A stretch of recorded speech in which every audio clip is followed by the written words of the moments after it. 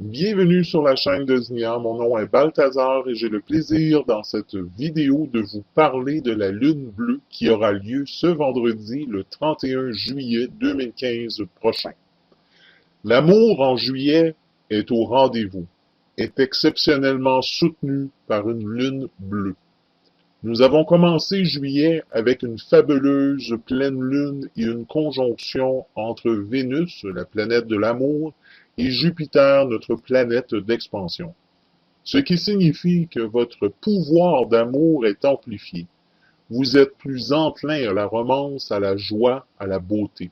Vous baignez dans cette énergie d'amour tout au long de ce mois. Vendredi soir, le ciel nocturne sera illuminé par une pleine lune bien particulière. C'est une lune bleue. Un nom qui ne fait pas référence à sa couleur, mais au fait qu'il s'agisse de la seconde pleine lune du mois, un événement qui ne se reproduira pas avant 2018. La lune bleue désigne deux phénomènes. Le premier correspondant à une pleine lune supplémentaire qui se produit lorsqu'une année comporte 13 pleines lunes au lieu d'en avoir 12 lors d'une année habituelle. Le second, moins connu car plus rare, est aussi appelé lune des glaces. Cela correspond à une coloration bleu-violet de la lune. Ce phénomène se produit lors d'une éclipse de lune. Normalement, les infrarouges émis par la Terre colorent la Lune d'un rouge cuivré. Cependant, lors d'une période très froide, d'où le nom lune des glaces, la Terre n'émettant pas assez de rayons infrarouges, ce sont donc des rayons ultraviolets de la Terre qui le font, et la Lune se colore alors d'une magnifique bleu tirant vers le violet. Le terme de lune bleue est un décalque de l'expression anglaise Blue Moon. L'origine de cette expression n'est pas vraiment connue. Elle date du temps médiéval. Son plus ancien usage attesté se trouve dans un pamphlet de 1528 attaquant violemment le clergé britannique. Le terme se trouve dans l'expression anglaise Once in the Blue Moon, qui correspond à l'expression française toutes les 36 du mois et désigne quelque chose qui survient très rarement. Le terme lune de glace est utilisé également par l'auteur chinois Confucius, qui, à côté de ses traités de philosophie, s'est aussi intéressé à l'astronomie. Extrait de Confucius, « Cette nuit d'hiver, un phénomène extraordinaire est apparu dans le ciel. Une lune d'un bleu profond est apparue. Cette lune était comme glacée. » Une année solaire est de 365 jours et un quart et quelques poussières. Et par la rotation autour de la Terre, nous pouvons physiquement valider que le Soleil fait un tour complet de la Terre en 365 jours et un quart. Mais par contre, le mois solaire ne correspond à aucune réalité physique. En 1582, le pape Grégoire s'est rendu compte que le calendrier julien de l'époque, qui avait été mis en place par Jules César, était inadéquat en rapport à la réalité physique par rapport au Soleil. Il a donc sauté du 5 octobre au 15 octobre, ce qui a valu plusieurs tensions et émeutes, car le peuple, eux, voyait que le pape leur avait volé 10 jours de leur vie. Mais c'est à partir de ce moment que le calendrier grégorien a vu le jour. L'œuvre principale du pape Grégoire a été l'institution du calendrier grégorien par la bulle Intergravissimis en 1582, rattrapant les 10 jours de retard pris par rapport au Soleil et modifiant pour l'avenir les modalités des années bissextiles. Le calendrier grégorien reprend en grande partie la structure du calendrier julien de la Rome antique en vigueur jusqu'alors. Les subdivisions en mois et en semaines sont identiques et le décompte des années se fait également à partir de l'Anno Domini, point de départ de l'ère chrétienne. La différence majeure réside dans la détermination des années bissextiles. Le calendrier grégorien est un calendrier solaire, divisé en 12 mois, de durée inégale. L'ère ordinaire utilisée avec le calendrier grégorien est l'ère chrétienne, ce qui veut dire après Jésus-Christ. Étant donné que le calendrier solaire ne correspond à aucune réalité physique, il s'accumule au fur du temps un retard de 10 jours.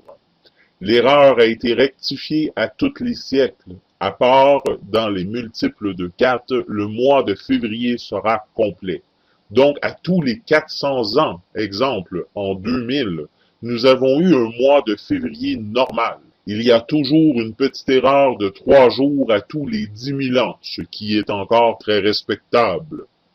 La réalité physique des mois se situe avec la Lune, par les mois lunaires. La réalité physique et tangible est reliée à la nouvelle Lune jusqu'à sa pleine Lune.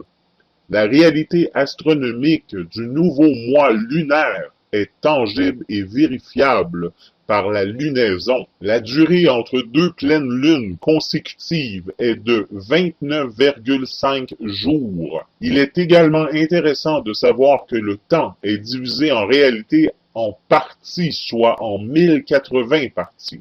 1080 parties fait environ un peu moins de 3 secondes. De cette façon, nous savons que le mois lunaire fait 29,5 jours. Ceci a été écrit il y a plus de 1800 ans. C'est quoi un mois lunaire? La Terre tourne autour du Soleil et la Lune, pour sa part, tourne autour de la Terre. Du moment où la Lune se trouve dans l'axe Terre-Soleil, à ce moment-là, la Lune est invisible. C'est la nouvelle Lune, à moins d'être en présence d'une éclipse solaire. Pour calculer le mois lunaire, il a fallu prendre 2 éclipses solaires, espacées de 400 ans environ, dans l'histoire pour voir quand exactement la Lune était dans l'axe Soleil et Terre, car les individus la voyaient, et la division par le nombre de mois, et alors nous arrivons à la longueur réelle du mois lunaire, soit de 29,5 jours. Pendant cette année non bissextile, il se produit donc en général 12 pleines lunes, approximativement une par mois. Mais une année calendaire grégorien contient environ 10 jours de plus qu'un cycle lunaire de 12 lunaisons.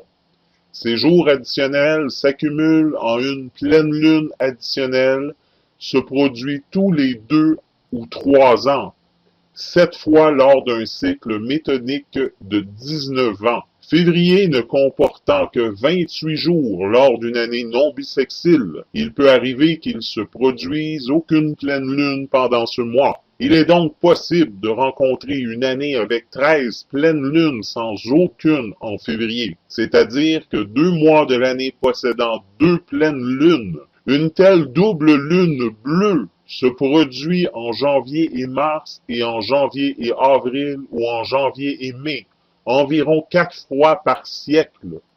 Le phénomène s'est produit en 1961 et en 1999.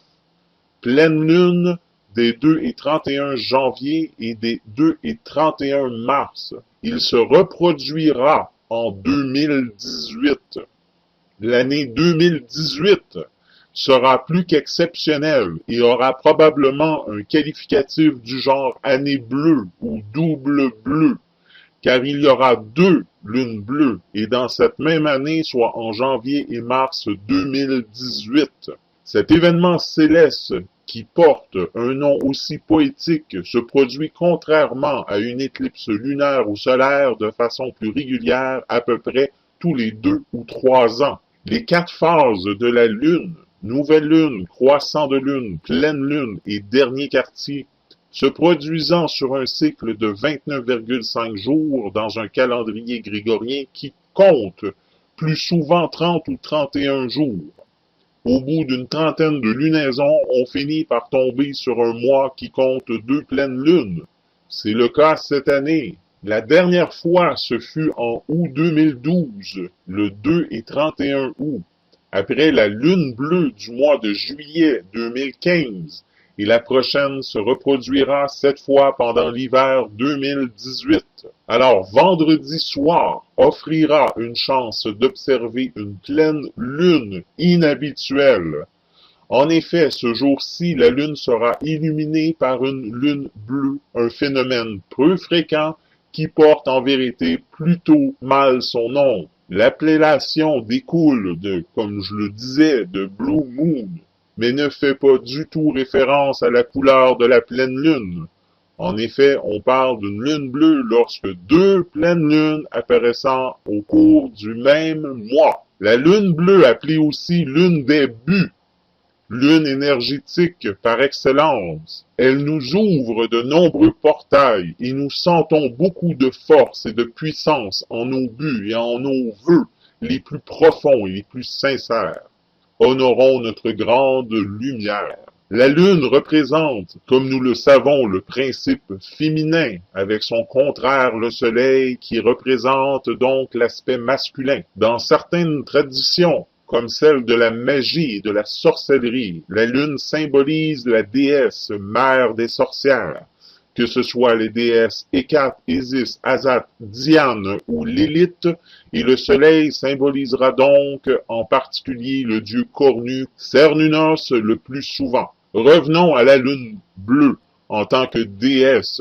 Elle est donc aussi le reflet de la femme comme les déesses. Notre astre céleste possède plusieurs aspects, plusieurs influences selon ses phases. La pleine lune aura des influences bénéfiques. Il est donc prescrit de pratiquer toute rite de magie pendant cette période. Comme à son contraire, la lune noire, souvent nous donnons à cette phase lunaire la personnalité de la déesse, reine des enfers, Lilith. La lune est bien connue aussi dans les rituels de magie d'amour, que ce soit avec le rituel du miroir ou une prière à Notre-Dame sous l'image lunaire. La lune joue un grand rôle dans le travail magique, car son énergie apporte différentes possibilités. Il est donc logique de se référer aux phases lunaires lorsque l'on veut pratiquer des rituels. J'adapte aussi le moment en fonction des correspondances des jours. Si vous désirez, vous pouvez en savoir davantage en visionnant l'influence des 28 jours que vous trouverez sur cette vidéo. La lune change de phase à tous les 7 jours. Si vous ne pouvez pratiquer le jour même de la phase, sachez que vous pouvez tout de même faire votre rituel 3 jours après, ainsi que 3 jours avant. Une importance particulière sont les pleines lunes qui sont célébrées et honorées et connues sous le nom de Esbats. Les Esbats lunaires, les lunes de la sorcière. La pleine lune, ou Esbat, est considérée comme un moment puissant et spécial pour célébrer, pratiquer des rituels et de lancer des sorts magiques à des fins positives. Amour, argent, santé, bonheur, par exemple. Les Esbats sont les rituels de pleine lune et de nouvelle lune, qui sont des moments destinés à recevoir la science de la dame. Même si la lune noire peut être célébrée, elle sera plus propice à la méditation qu'aux incantations, sauf en cas de rituels maléfiques. Les rituels de pleine lune servent à reconnaître et rendre un hommage à la déesse en tant que mère et ses influences sur nos vies, sur nos personnalités. Dans une année solaire, il y a 12 pleines lunes, mais parfois, comme cette année, il y a 13 pleines lunes, ce qui signifie qu'un mois a 2 pleines lunes, comme juillet de cette année. La seconde pleine lune est appelée lune bleue, et c'est à ce moment que l'énergie spirituelle est à son maximum. Lorsqu'il y a 2 lunes noires dans le même mois, les deux apportera une énergie psychique plus intense et s'appellera lune Cid, qu'on vivra seulement en 2016. Les Esbats sont des célébrations de la lune dans sa phase pleine. Chaque mois, la lune apporte différents bénéfices. On profite de ces soirées pour célébrer les énergies d'une pleine lune en particulier. Les esbats sont principalement consacrés à honorer l'énergie féminine de la lune. Les esbats sont aussi le moment durant lequel sont réalisés les rituels de passage, que ce sont les cérémonies d'initiation, de baptême, de mariage et de cérémonisation mortuaire. En lune bleue, c'est un moment d'exception pour commencer quelque chose de nouveau ou fixer un but important de sa vie. La force et la puissance des énergies sont décuplées et c'est un esbat privilégié, quel que soit le mois où il apparaît. Aujourd'hui, beaucoup de mages sont solitaires, mais célèbrent toujours les esbats. Cette année 2015 compte 13 pleines lunes, 13e lune, ou l'appelle la lune bleue, la lune des buts, la lune des sorcières. C'est une lune favorable à tout bilan et introspection qui permet de faire un retour sur nos projets et actes passés et en cours afin d'en tirer des leçons et de viser des objectifs plus précis. Elle favorise considérablement la réussite d'actions magiques. Aussi, n'hésitez pas à effectuer vos rituels, changements de plantes, de pierres ou autres à cette période. La recharge magique, elle est très puissante en cette période. Cette lune bleue marque un nouveau départ. Prenez le temps pour écrire vos projets et intentions à réaliser. Les visions et les rêves que vous vous fixez avant la prochaine lune bleue, soit vendredi le 31 juillet 2015 ou mercredi le 31 janvier 2018, qui aura la particularité d'un éclipse. En plus, une autre particularité de 2018, c'est qu'il y aura à nouveau une lune bleue très rapprochée, soit 2 lunes bleues dans la même année, en mars 2018, soit le samedi le 31 mars 2018, nous aurons droit à une nouvelle lune bleue. Ce vendredi, le 31 juillet 2015, vous servira à écrire, à préciser votre but. Si vous travaillez magiquement, intelligemment, vous pourrez reviser de façon plus rapide et exclusivement en 2018. Lune énergétique par excellence, elle nous ouvre de nombreux portails et nous sentons beaucoup de force et de puissance en nos buts et en nos vœux les plus profonds et les plus sincères. Honorons notre grande lumière. C'est aussi le temps de se connecter avec notre lignée mère, celle des prêtresses, des fées et des enchantresses. Cette lune est considérée comme un moment spécial. Accordez-lui une attention particulière. Pour ceux qui aimeraient savoir ce qu'est les sabbats, c'est emprunté à des fêtes celtiques et germaniques pré-chrétiennes, puis remises au goût du jour. Les sabbats désignent les 8 fêtes célébrées au cours de l'année, rythmées par le cycle naturel des saisons et des récoltes, de la chasse et de la cueillette, auxquelles était soumis une grande majorité de cultures il y a quelques centaines d'années à peine. Chacun d'eux revêt d'un symbolique à une histoire particulière, liant spiritualité de la terre et vie quotidienne. De manière symbolique, ce cycle naturel n'est pas sans rappeler celui de toute vie, naissance, vie, mort, renaissance. Certains d'entre eux, bien qu'ayant été modifiés au fil de l'évolution des cultures et de l'intégration des autres spiritualités, ne vous sont sans doute pas étrangères. Ainsi, la Toussaint, Pâques, Noël ou encore le Chandeleur trouvent leur origine dans la célébration ancestrale. Je vous invite à visionner les vidéos sur les druides que vous pouvez trouver ici. Si je vous parle également du sabbat, c'est que le 1er août de cette année, suivant notre lune bleue, on peut célébrer le sabbat. Le sabbat, c'est honorer les saisons et le cycle de la vie en soi. Les commencements, les croissances, les réalisations, la récolte s'achèvent et le renouveau. Accueillir et honorer la mort, promesse de renouveau et de recommencement. Nous sommes à l'image même de ce qui nous entoure. Célébrer les sabbats pour être en reliance avec la nature, le Dieu cornu et la grande déesse. Retrouver sa nature originelle et ses racines. En juillet, le sabbat s'appelle le Lammas. C'est le dernier sabbat majeur de l'année. On le fête le 1er août, lors des fêtes du soleil, mais aussi du pain. C'est à cette période que l'on récolte les premiers grains qui serviront à faire de la farine. Il représente la première récolte, la fatigue de Dieu. Il faut savoir également qu'en magie, chaque pleine lune des mois porte son propre nom et possède ses propres qualités. La pleine lune de juillet, devrais-je dire, les pleines lunes de juillet cette année, porte le nom de lune des prés ou des herbes, et elle aura également cette année la particularité d'être bleue. La lune bleue de tous les temps a toujours été considérée comme beaucoup plus forte que la pleine lune régulière. Lune énergétique par excellence, elle ouvre des portails pour les rituels.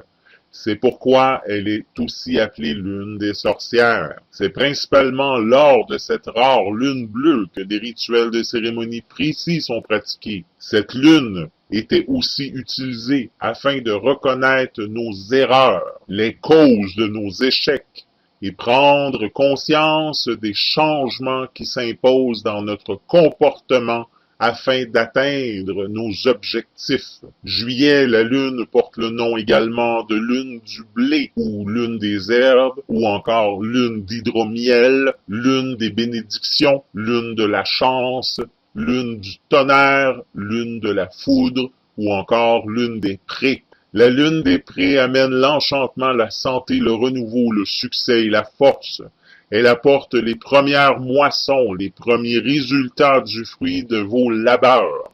C'est le moment idéal pour la célébration et pour l'accomplissement d'un acte magique. C'est le temps de ramasser vos herbes magiques et de faire un peu de magie pour la prospérité afin d'obtenir l'augmentation que vous auriez méritée. Il est à comprendre également que quand on parle de récolte, c'est également de récolter nos efforts que nous avons semés dans notre vie, qui n'ont peut-être rien à voir avec une plante, mais qui, au fur du temps, ont pris naissance et ont grandi. Cette lune apporte la première moisson, les premiers résultats du fruit de vos labeurs. C'est également ce que vous avez mis en place dans votre vie. La lune des herbes signale aussi le commencement de nos récoltes personnelles. C'est une période durant laquelle nous sommes appelés à rassembler tout ce que nous avons appris durant l'année écoulée et d'en faire bon usage, non seulement dans notre vie spirituelle, mais aussi en magie. Heureusement, ce n'est pas aussi difficile que cela en a l'air. La question spirituelle prenne désormais tout leur sens. Le rêve prophétique sont au premier plan et nos habiletés psychiques semblent presque se développer d'elles-mêmes. Même la divination est alors facilitée. Laissez-vous doucement emporter par ce flux spirituel et consacrez-vous à la récolte. Les bienfaits que vous récolterez l'emporteront sur tous les sacrifices que vous avez faits lors de votre vie. La déesse règne sur le monde de la magie, de la nuit, de la terre, de la lune, des eaux aimantes et créatives, comme hystérique et tumultueuse de l'intuition et de ce que l'on décide ou non d'éclairer l'occulte, de donner force ou non à nos vœux inconscients et désirs subconscients. Si la terre est le corps nourricier de la déesse, la lune en est son visage. Notre mère à tous, la déesse cosmique, tisse la toile des destinées. Elle ne dévoile jamais totalement le mystère de ses créations et garde toujours une part de rêve et de non-dit, de silence et de superstition mystique, tout comme le font ses filles, les sorcières. Car elles savent, toutes les deux, que le monde des rêves et le monde réel sont les deux visages de même mystère et de même vérité. La Vierge, la jeune fille, lune croissante, lave et carde la laine. La mère, autour de la pleine lune, file la laine puis tisse à partir de là la tapisserie de la vie. Et la vieille, la grand-mère, lune décroissante, fait tourner la roue du rouet puis coupe chaque fil dépassant trop de la tapisserie. La guerrière, la forme de la déesse lors de la lune noire, renverse le rouet et brûle ce qui a été tissé. Faire de la magie sans s'inquiéter de l'état de la déesse, c'est comme essayer de monter sur un cheval en n'ayant jamais vu un de sa vie et en ignorant qu'il peut à tout moment faire une ruade qui pourrait nous tuer. Les énergies ne peuvent en aucun cas être maléfiques lors de la lune qui est pleine. C'est pourquoi c'est la période la plus indiquée pour donner naissance à un sort. Pour ceux qui ne l'auraient pas encore fait, purifiez vos objets et consacrez-les. Vous n'y obtiendrez que des bienfaits au moment de cette lune bleue. Le calendrier magique sert à connaître les meilleurs jours et meilleurs moments pour pratiquer les rituels de magie. Je vous invite à consulter la vidéo des 28 jours lunaires que vous trouverez ici.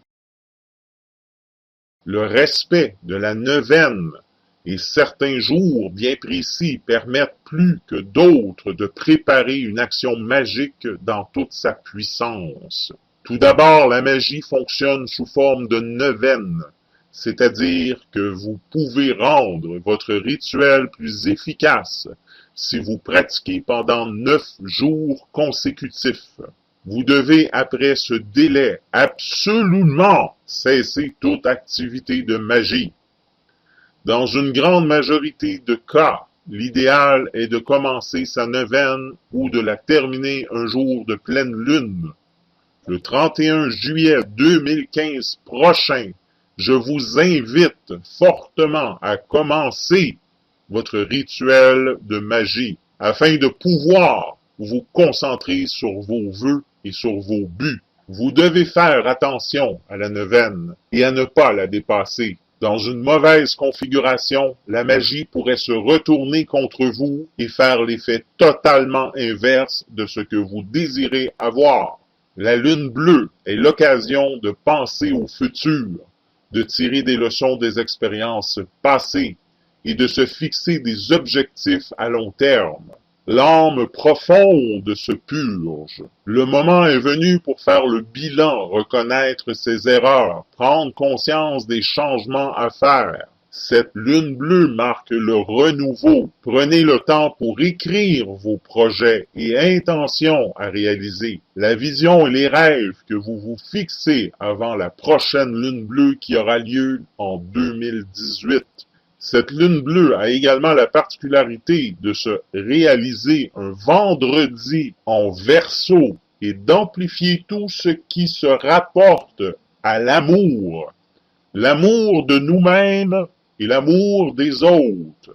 Elle éveillera le besoin profond de guérir tout ce qui touche les sentiments aux vieilles blessures, aux croyances énergétiques autour de ces blessures. La pleine lune bleue du 31 juillet 2015 en Verseau est le grand réveil. C'est également la pleine lune du pardon. Pardonner et être pardonné. Si vous êtes confronté à de grandes décisions, votre intuition et votre instinct seront vos meilleurs alliés. À la pleine lune, le message que nous recevons sont d'une grande clarté. Ils seront davantage en lune bleue. S'il vous manque quelque chose dans votre vie, c'est le moment pour trouver votre propre pouvoir. Le message cosmique est que nous pouvons nous libérer de tout ce qui nous retient. Nous équilibrons nos polarités masculines et féminines, le bien et le mal. Nous mettons fin à certaines de nos leçons karmiques. Lune énergétique par excellence, elle nous ouvre de nombreux portails. Et nous sentons beaucoup de force et de puissance en nos buts et en nos vœux les plus profonds et les plus sincères. Honorons notre grande lumière. Ce vendredi, ce sera une nuit de la lune bleue et elle est en soi une nuit magique où l'on peut apercevoir des êtres qui sont invisibles en tant que normal. On dit que si l'on saute au milieu d'une flaque d'eau où se reflète la lune bleue, son esprit nous transporte immédiatement auprès de ceux qui nous manquent et qui sont sur d'autres plans. Cette lune est considérée comme un moment spécial. Accordez-lui une attention particulière. La lune, comme chacun des astres de la voûte céleste, influence nos destins collectifs comme individuels. La lune joue un grand rôle tout particulièrement sur nos états d'âme, notre réceptivité au monde subtil, à l'inconscient, et régit nos rêves, nos émotions, notre sensibilité et nos humeurs. Lorsqu'elle passe par la séquence de pleine lune, elle exerbe notre émotivité et provoque de nombreux événements, dont 2 pleines lunes pour le prix d'une, dans un laps de temps aussi court peut être de nature à provoquer des faits assez remarquables dans le positif, mais également dans le négatif. Dans le positif, une pleine lune accroît la fécondité, provoque les accouchements, découple notre sensibilité, notre sentimentalité, notre esprit romantique, notre capacité à ressentir les choses et percevoir par les rêves ou l'intuition des événements. Dans le négatif, une pleine lune augmente les passages aux actes violents comme les suicides, les meurtres, mais également les morts naturelles. Il faut donc maintenir une vigilance particulière auprès des personnes qui nous sont chères et les plus fragiles d'entre nous, les dépressifs, les personnes âgées et esselées, les nouveau-nés pour éviter une mort subite. Et bien entendu, ces recommandations sont valables en tout temps de l'année. La pleine lune bleue en Verseau éclaire l'amour en nous et notre manière d'aimer. Cela va interpeller directement notre amour propre d'abord, mais aussi l'amour bienveillant que nous nous donnons et la justesse de l'estime de nous-mêmes. Soleil en Lion. Les mettant face à l'amour humblement altruisme et fraternel du Verseau, ce qui comporte une part de distance et de froideur avec laquelle nous pouvons ne pas être confortables si le lion en nous se la joue. Et moi, et moi, et moi, et encore moi, me, myself and I. La grande question qui nous est proposée en termes d'expérience est de voir comment nous pouvons accueillir dans cette lune réceptive avec libéralisme, indépendance et un esprit solidaire, le comportement des autres et les situations qui viennent piquer directement notre orgueil, Soleil en Lion. Cela est vrai toutes les années dans cet axe, et indépendamment des autres planètes qui concourent à nous influencer en ce moment. Cela est vrai aussi pour tous ceux d'entre nous qui ont beaucoup d'astres et de significateurs en Lion et en Verseau dans leur thème natal. Mais cette année, en raison de la présence concomitante de Mercure et de la Lune noire en Cancer, le rayonnement du Soleil va éclairer puissamment nos pensées qui viennent du cœur et notre peur de manquer d'amour. Les situations où nous n'avons pas la première place dans le cœur des gens que nous aimons peuvent nous amener à de grands moments de profond chagrin ou ressentiment, et à l'évocation de sombres pensées sur l'amour réciproque, sauf si nous en sommes conscients et que nous saisissons l'occasion de guérison qui nous est donnée dans cette période de lune bleue. Quelle opportunité nous permettent les astres dans ce contexte? Une première voie à choisir, nous recadrer sur notre sagesse profonde et nous mettre en retrait, retourner dans notre intérieur et méditer sur nos ressentis. Cela demande un effort et une décision de notre part, mais nous pouvons agir pour transformer nos émotions de façon déterminée et puissante. Là est l'alchimie de l'être. Il est possible de voir qu'il s'agit de la résurgence d'émotions profondément refoulées de notre enfance, où nous nous sommes sentis rejetés et où le manque de chaleur et d'amour a incrusté dans notre vécu un sentiment de ne pas valoir la peine qu'on s'attache à nous, une certaine dévalorisation qui se réveille de façon incontrôlable maintenant. Et oui, malgré tout le travail que nous avons fait sur nous, toutes les prises de conscience, l'enfant en nous est encore là, se révélant par l'ego blessé. C'est de notre engagement dans notre vie qu'il s'agit et cela demande notre réflexion et notre attention à partir de notre cœur, pas seulement de notre mental. La pleine lune bleue en Verseau met un focus sur le plan des sentiments. Le Verseau garde la tête froide, car il n'est pas fusionnel. Il est une énergie mentale et de progrès. Il porte en lui des concepts nouveaux. Il est fluctuant pour s'adapter à la nouveauté et à l'inattendu. Ainsi, comment affronter une situation blessante a priori, où nous sommes confrontés à ce sentiment inconfortable de ne pas compter pour l'autre ou de ne pas être assez bien pour lui, pour elle, en prenant le recul du Verseau qui aspire à être indépendant et dirige ses pensées à sa façon vers la liberté. Cela peut aussi venir de l'écho que nous renvoient les gens qui sont libres et ne se soucient pas spécialement de nous. Sommes-nous assez aimants envers nous-mêmes pour ne pas avoir besoin de cette reconnaissance de l'autre? Dans la pratique, cela peut être l'occasion d'avoir à la fois la sagesse de se retirer de relations encore douloureuses et de s'appuyer sur un nouveau désir d'autonomie affectif en cette pleine lune en Verseau. Même si nous sommes encore souvent cahutés et comment ne pas l'être humainement avec ce qui se passe dans le monde et dans nos vies, nous avons là une ressource d'adaptation. Ce n'est pas forcément pour tout le temps, c'est pour le moment. Tantôt nous sommes capables de générosité, soleil en lion, tantôt non, et c'est humain, alors que la solution serait de mettre plus de froideur et d'indifférence, Verseau, afin de ne pas en faire une affaire personnelle chaque fois que nous sentons atteints dans notre ancienne façon d'aimer. Pourquoi ancienne? Parce qu'il est évident que nous sommes collectivement appelés à nous libérer de toutes les formes de pouvoir engendrées au nom de l'amour romantique, l'amour sacrifice, l'amour souffrance, l'amour exclusif, etc. Toutes ces formes d'amour égocentrique qui ne génèrent que conflits d'orgueil et suscitent convoitise et jalousie. L'ère du Verseau ouvre au concept nouveau de l'amour universel. Oui, c'est encore nouveau. En 2015, mais cela arrive doucement dans les esprits.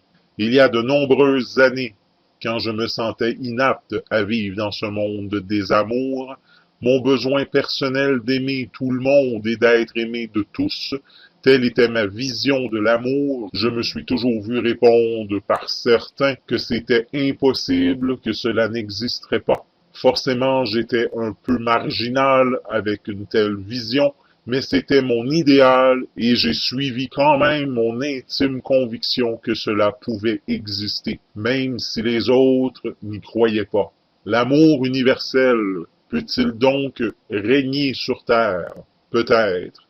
Est-ce utopiste ou idéalisé, mais sans attendre un tel résultat lorsque chacun s'applique dans sa vie personnelle à cultiver l'esprit altruisme, solidaire et bienveillant, qui aille bonté et recul, il crie de l'amour universel et se libère lui-même des attentes illusoires et décevantes d'être reconnu par les autres. Cela apporte déjà tant de solutions quotidiennes au combat de l'ego, puisque l'esprit fraternel s'étend de proche en proche. Si chacun voyait l'autre comme son égal et non comme un supérieur, un ennemi et dissident, une menace, un bourreau, un égoïste, etc., Il y aura une telle flambée de solidarité et de compréhension universelle que les guerres perdraient tout leur sens. Juillet est béni avec non seulement une, mais deux pleines lunes. Un événement qui n'est pas courant, c'est la raison pour laquelle cette occurrence est appelée lune bleue. Nous avons eu une magnifique pleine lune le 2 juillet dernier et le vendredi, le 31 juillet prochain, une autre appelée comme ici dit plusieurs fois lune bleue. C'est ainsi que les cieux nous bénissent pendant tout le mois avec cette force céleste puissante. Alors que la lune joue fortement sur nos émotions, vous serez plus en contact que jamais avec ce qui vous passionne et avec vos rêves et vos buts. Avez-vous déjà remarqué que vous êtes plus émotionnel pendant une pleine lune? Alors imaginez-vous en puissance de 2 en moins de 29 jours. En astrologie, la lune régit vos émotions et la vie intérieure, karmiquement parlant, y compris votre intuition. L'amour va être dans l'air tout au long du mois avec une vibration de nombre qui enflammera votre chakra du cœur.